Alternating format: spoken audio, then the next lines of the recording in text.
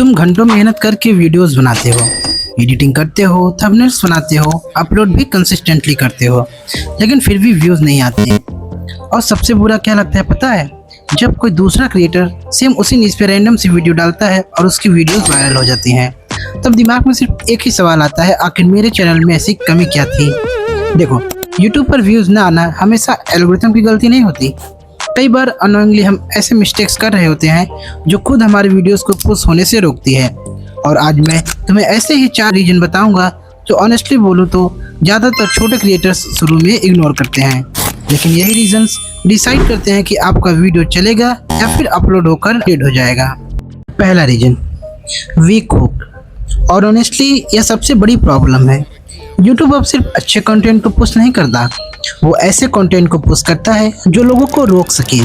अगर पहले 5-10 सेकंड में व्यूअर को मज़ा नहीं आया, क्यूरियोसिटी नहीं बनी या उसे लगा कि ये तो बोरिंग है, तो वो भाई रुकेगा क्यों? वो तो तुरंत स्वाइप कर देगा। और जैसे ही लोग स्वाइप करते हैं, यूट्यूब समझ जाता है कि वीडियो इंटरेस्टिंग नहीं है, फिर एल्गोरिथम खुद ही इंप्रेशन कम कर देता है।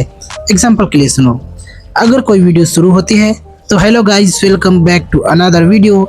ये सभी जो पुराने डायलॉग्स आप घिसे पीटे करते हो, ऑनेस्टली आजकल कोई रुकने वाला नहीं है।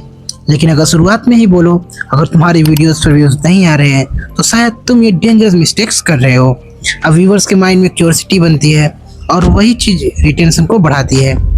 दूसरा बड़ा रीजन, कॉपी पेस्ट कंटेंट।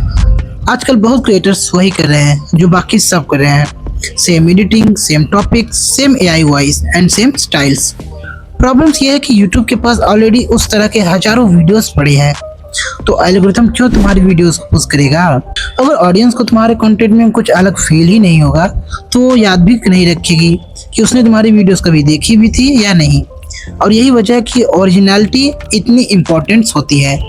जरूरी नहीं कि यह टॉपिक नया हो, लेकिन प्रेजेंटेशन और पर्सनालिटी तुम्हारी खुद की होनी चाहिए। तीसरा रीजन, रॉन्ग ऑडियंस टारगेटिंग। और ये मिस्टेक्स बहुत डेंजरस है। कई लोग रैंडम टॉपिक्स पर वीडियोस डालते रहते हैं, आजकल मोटिवेशन, कल गेमिंग, फिर एआई, फिर ब्लॉग। अब यूट्यूब खुद कंफ्यूज हो जाता है कि आखिर ये चैनल किस ऑडियंस को रिकमेंड करना है।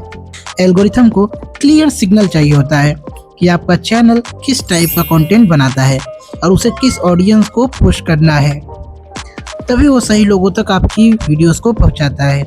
इसलिए शुरुआत में निश क्लियर रखना बहुत जरूरी है, वरना व्यूज आते आते रुक जाते हैं। और अब चौथा रीज़न जो ऑनेस्टली सबसे ज़्यादा अनरेटेड है, कंसिस्टेंटली विदाउट इम्प्रूवमेंट। बहुत लोग बोलते हैं भाई मैं रोज़ अपलोड कर रहा हूँ फिर भी व्यूज़ नहीं आ रहे, लेकिन सवाल ये है क्या आपकी वीडियोस हर अपलोड के साथ बेटर भी हो रही है? क्या उसमें कुछ इम्प्रूवमेंट हो रही है? अगर वही वीक थंबनेल, वही बोरिंग इंट्रो, वही एवरेज एडिटिंग रिपीट हो रही है तो सिर्फ अपलोड करते रहने से कुछ नहीं होगा। यूट्यूब उन क्रिएटर्स को पुश करता है जो इम्प्रूवमेंट करते रहते हैं, क्योंकि ऑडियंस भी वही देखना चाहती है जो पहले से बेटर हो।